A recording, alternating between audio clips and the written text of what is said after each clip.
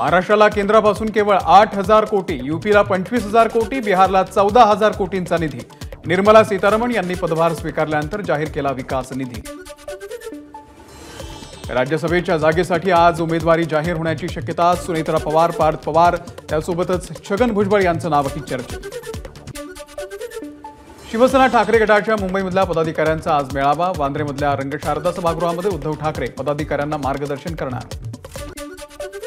उद्धव ठाकरे यांनी 288 विधानसभा संपर्क प्रमुखांची बोलावली बैठक। विधानसभा निवडणुकीच्या पार्श्वभूमीवरती उद्धव ठाकरे संपर्क प्रमुखांशी संवाद साधणार। विधान परिषदेच्या शिक्षक आणि पदवीधर मतदारसंघाच्या निवडणुकीसाठी अर्ज मागे घेण्याचा आजचा शेवटचा दिवस। मुंबई कोकण पदवीधर आणि नाशिक मुंबई शिक्षक मतदारसंघासाठी 26 जूनला मतदान होणार। नितीन गडकरींना सलग तिसऱ्यांदा मोदींच्या मंत्रिमंडळामध्ये स्थान। गडकरींनी आज केंद्रीय रस्ते आणि वाहतूक मंत्रालयाचा पदभार स्वीकारला।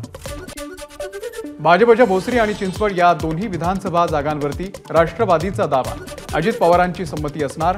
इच्छुक उमेदवारांची माहिती, त्यामुळे महायुतीमध्ये तिढा वाढण्याची शक्यता।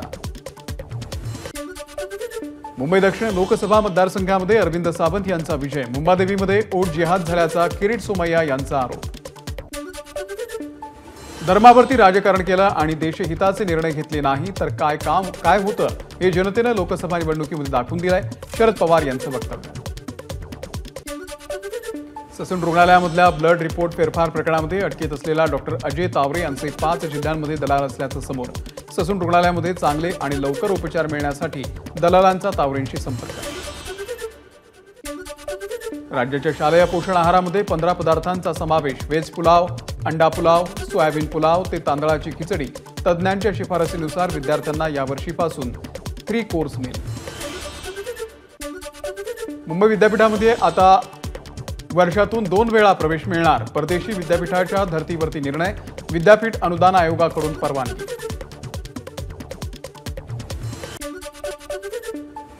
म्हाडाच्या जमिनीवरील बेकायदेशीर होर्डिंग तात्काळ हटवा, अन्यथा ते उखडून टाकू। म्हाडाची संबंधित कंपन्यांना नोटीस। राज्यातील अनेक भागांमध्ये आज पावसाचा अंदाज। हवामान विभागाकडून सिंधुदुर्ग आणि रत्नागिरीला ऑरेंज, तर विदर्भ आणि मराठवाड्याला येलो अलर्ट। धरण क्षेत्रामध्ये दमदार पावसाची प्रतीक्षा कायम। मुंबईमधल्या धरणांमधील पाणीसाठा 6% खाली। पुढचे काही दिवस पाणी जपून वापरण्याचं आवाहन। बुलढाण्यामधल्या खामगाव तालुक्यामध्ये रात्री विजेच्या कडकडाटासह मुसळधार पाऊस। बोर्डी नदीला पूर आल्यानं बेलुरा, खोलखेड, मोरगाव या गावांचा खामगाव शहराशी संपर्क तुटला। सोलापूरमध्ये 8 दिवसांपासून सुरू असलेल्या पावसामुळे सीना नदी प्रवाहित। पावसामुळे बळीराजा सुखावला। सोलापूरमध्ये काल सकाळी 8:30 ते आज पहाटे 5:30 वाजेपर्यंत 50 मिलीमीटर पावसाची नोंद। पुणे जिल्ह्यामधल्या लोणावळ्यामध्ये रात्रभर मुसळधार पाऊस। रात्रभरामध्ये 106 मिलीमीटर पावसाची नोंद।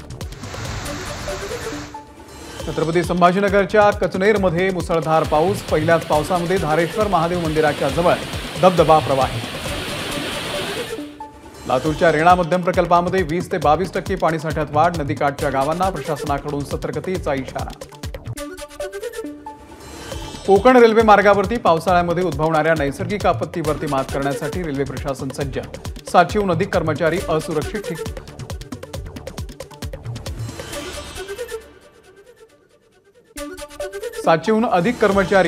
असुरक्षित ठिकाणी 24 तास जागता पहारा देणार। अकोला जिल्ह्यामध्ये मुसळधार पावसामुळे अकोट तालुक्यातील पठार नदीला पूर। काही ठिकाणी नदीवरील पुलाचं बांधकाम वाहून गेल्यानं नागरिकांना फटका। नाशिकच्या चांदवड इथे आसरखेडे गावामध्ये ढगफुटी सदृश्य पाऊस।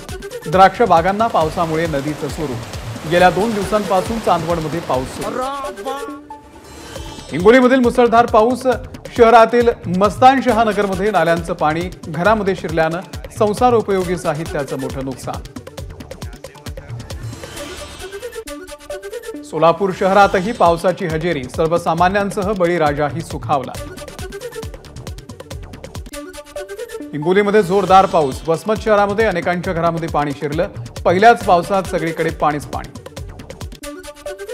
यवतमाळमध्ये विजांच्या कडकडाटासह जोरदार पाऊस। कळंब, आर्णी, दारव्हासह जिल्ह्यातील काही भागांमध्ये वादळी वाऱ्यासह पावसाची हजेरी। नाशिकच्या नांदगाव तालुक्यामध्ये मुसळधार पाऊस, नदी नाले भरून वाहू लागले. खरीपाच्या पेरणीचा मार्ग मोकळा. खातगाव इथे वीज अंगावरती पडून तरुणाचा मृत्यू. बुलढाण्यामध्ये वादळी वाऱ्यासह जोरदार पाऊस. पावसामुळे नांदुरा जळगाव जामोद मार्गावरती मोठं झाड कोसळल्यानं काही काळ वाहतूक ठप्प.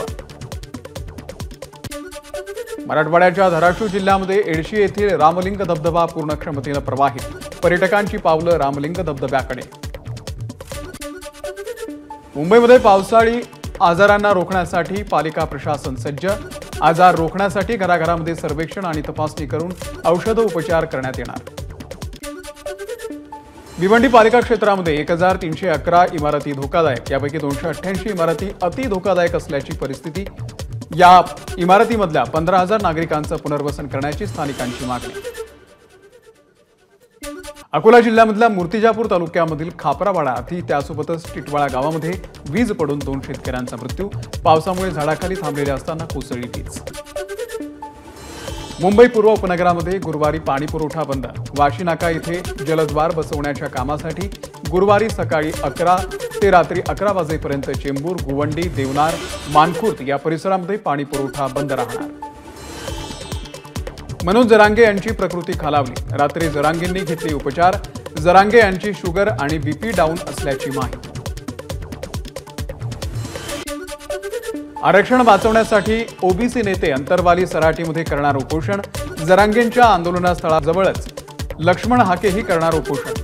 ओबीसी आरक्षणामध्ये कोणालाही प्रवेश न देण्याची केली मागणी. मनोज जरांगे यांच्या उपोषणाला राज्य सरकारनं बळी पडू नये. ओबीसी मधून आरक्षण देण्याला ओबीसी समाजाचा विरोध. 18 तारखेपासून सर्व जिल्हाधिकारी कार्यालयामध्ये ओबीसी समाज आंदोलन करणार. प्रकाश शेंडगे यांचं वक्तव्य. नांदेडचे खासदार वसंतराव चव्हाण यांचे मराठा आरक्षण प्रश्नी सरकारला पत्र. मराठा समाजाला न्याय मिळावा यासह जरांगे पाटील यांच्या प्रकृतीची काळजी घेण्यासंदर्भात पत्रामध्ये उल्लेख. मनोज जरांगे यांच्या मागण्या मान्य करा, अन्यथा 2 दिवसांमध्ये हिंगोली जिल्ह्यामध्ये आंदोलन करू. मराठा समाजाचा प्रशासनाला इशारा. एबीपी माझा, उघडा डोळे बघा नीट.